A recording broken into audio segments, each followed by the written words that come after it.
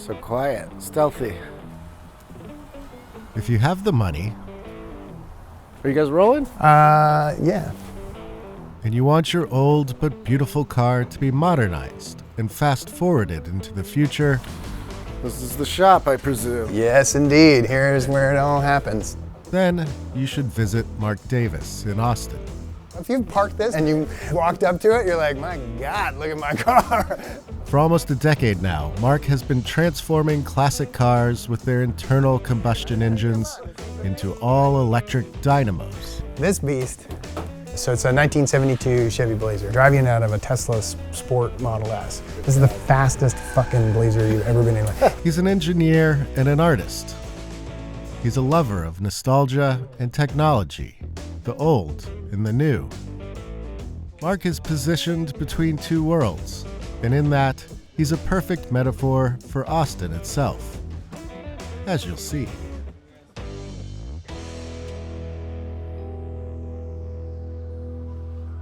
So, we take these classic cars and turn them into electric vehicles, and this is a great example of where we might start, right? So, this is a gorgeous 1968 Ford Mustang fastback. It's technically a replica of the Bullitt car.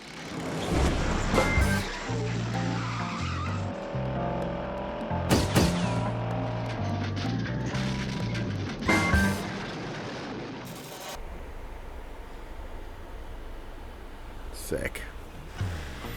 This particular car had a modern Ford V8, so we pull that out, and that's kind of the first step. And really what we're going to then do is we go in and we 3D scan everything. You know, in 1968, they were not thinking about how to fit a giant battery pack in these things, right? So we have to occupy the same space that the V8 engine was in.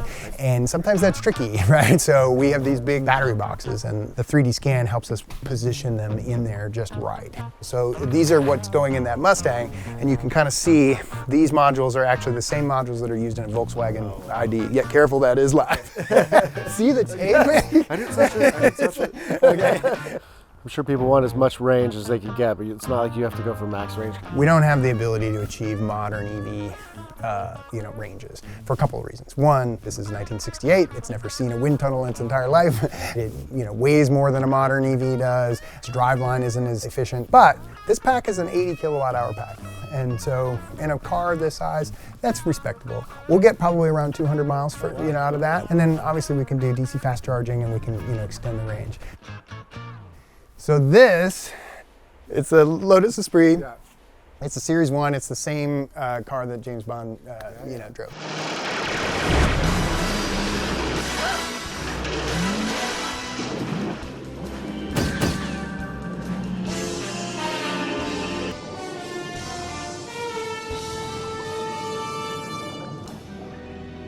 Alone at last. It's just one of those heartbreaker cars. This is one I had on my locker, all through high school. It is a bit of a don't meet your heroes kind of car. It had about 180 horsepower and was pretty pathetic from a performance standpoint. But if you look in, that is an example of the motor that we would use. That little motor that is maybe this big, it's about 370 foot-pounds of torque and about 300 horsepower when you use it with that inverter.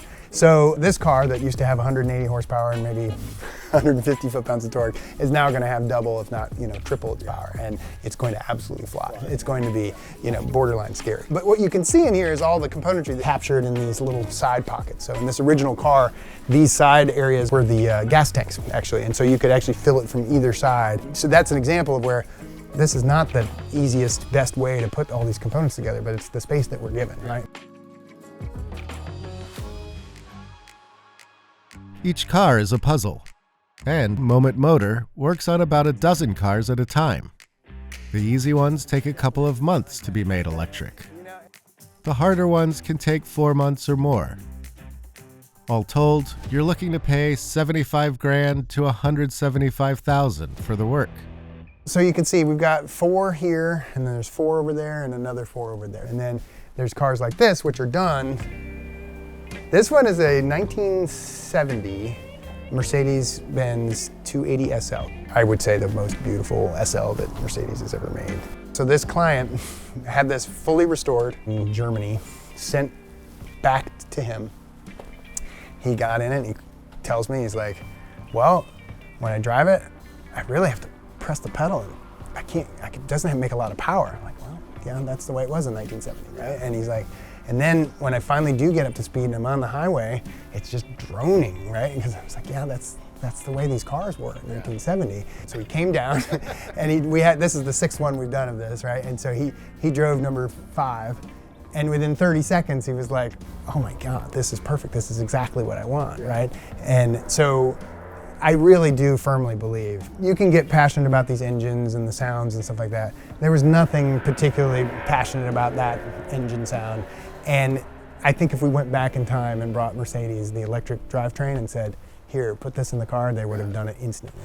Let me tell you what Melba Toast is packing right here, all right? We've got 411 posi track out back, 750 double pumper, Edelbrock intakes, Ford over 30, 11-to-1 pop-up pistons, turbojet, 390 horsepower. We're talking some fucking muscle.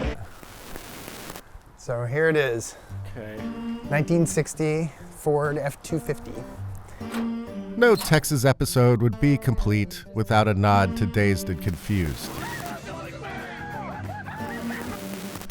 And no Day with Mark would be complete without a ride in one of these electrified beauties and a little time chatting about Austin. It's the state capital, and as such, celebrates Texas's short but spectacular history all over the place. As you might have heard, Texas went to war with Mexico in 1836 and then became its own country. There are many reminders of these military victories. Because was your state ever its own country? No, I didn't think so. Austin is also the home of the University of Texas Longhorns football team, who are beloved, but also really not as good as they should be. And Austin has largely been the funky haven of free-thinking liberal types in a state full of gun-toting, oil-crazed NFL franchise owners way past their prime. But whatever Austin was has changed fast. It's now overrun by tech people, Elon Musk and his acolytes, and podcasters and comedians, which means Austin is still weird, just not weird like it used to be. Since I grew up in Texas, I am free to crap on Austin and Jerry Jones with impunity. You can, however, judge Mark as you see fit. What part of Austin are we at? We're in South Austin at the very end of South Congress. South Congress kind of goes straight up through the middle and ends at the Capitol right in the middle of the city, and then down here it ends at a shopping mall.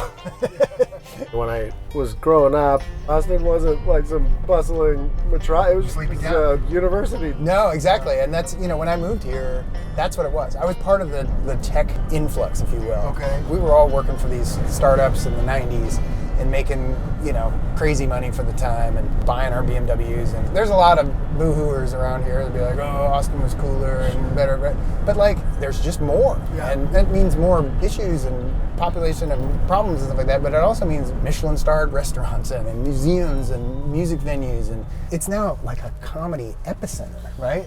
It felt like there were two waves, right? And there was Dell, and the success of Dell kicked off this first tech wave going into the early 2000s. And then even pre-COVID, you had the comedians showing up, you had Elon showing up, you had Joe Rogan. I think you're right. I think the early tech of Austin was very hardware focused, like you said, Dell, AMD and Motorola. And then in the 90s and the 2000s was when software kind of started, consuming the town. Okay. And that's really what I participated in. What Elon did with Tesla, Oracle's headquarters are here. And all of these tech companies decided, hey, Austin is where we want to be. Are people still calling to keep Austin weird, or is that done now? I think that was definitely that generation. You don't see those stickers or that kind of approach to things. Absolutely, it is unaffordable for a lot of people, and it does, and it detracts from the culture that we have. And I don't know that we have an answer for it. All right, so this is like the heart of South Congress. This is the heart of South Congress, yeah. This is built up even from when I was here last time. Yeah, I know, it's crazy. This is insane though, man. I can't remember how long ago I was here, but this feels very new. Yeah, things have changed a lot. So I've been a car guy from birth, right? But I never really followed the automotive passion, and then kind of had a midlife crisis. I was like toying with the idea of the electrification of classic cars. This is a city where there's tons of tech-focused people who appreciate the technology. There's a nostalgia kind of baked into Austin, and I just spent all this time in the tech industry, so my relationships were people who, you know, had considerable wealth and could support me and trusted me, and so my initial clients were all people that I had from my tech days. Dude, this is Rainy Yeah, Street now? so, look at That's this. where that was, Luster Pearls. that's right? where it started. That's exactly where it started. What? And this whole fucking thing was just these little bungalows, right?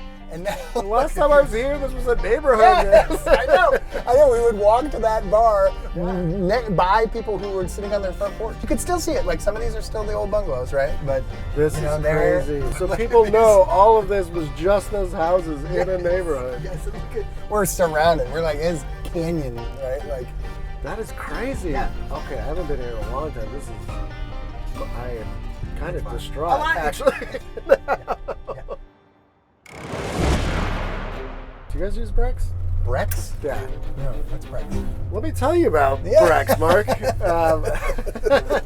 What are you running your finances on? That's funny. That's hilarious. Brex is the modern finance platform. Oh, really? Yeah. I'm in. Say no more.